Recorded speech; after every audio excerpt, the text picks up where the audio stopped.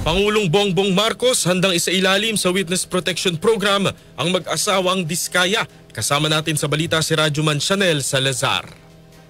Bukas si Pangulong Ferdinand Marcos Jr. na isailalim sa Witness Protection Program ang mag-asawang Diskaya matapos nilang pangalanan ng ilang mambabatas na umano'y sangkot sa anomalya sa flood control projects. Ayon sa Pangulo, kung sila ay napatunayang kwalipikado, maaari silang agad mapasailalim sa programa. Pero kahit hindi pa sila formal na state witness, tiniyak ng Pangulo na kikilos kaagad ang mga otoridad kung may banta sa kanilang buhay. Paliwanag ng Pangulo, gagawin ito ng pamahalaan hindi lamang dahil bahagi sila ng investigasyon kundi dahil tungkulin ng Estado na siguruhin ang kaligtasan ng bawat Pilipino. There is a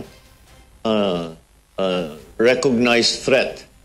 And of course we will protect them, not because they are making allegations, not because they are a part of the investigation, but because they're Filipinos. They need to be protected against any kind of threat.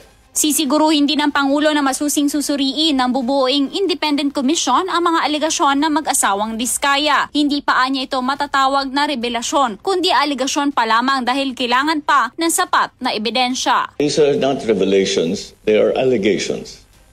That's a very different, allegations and revelations are extremely different. So we will examine all the allegations that have been made. Kasama mo sa DZXL RMN Manila, Rajuman Chanel Salazar, Tatak RMN.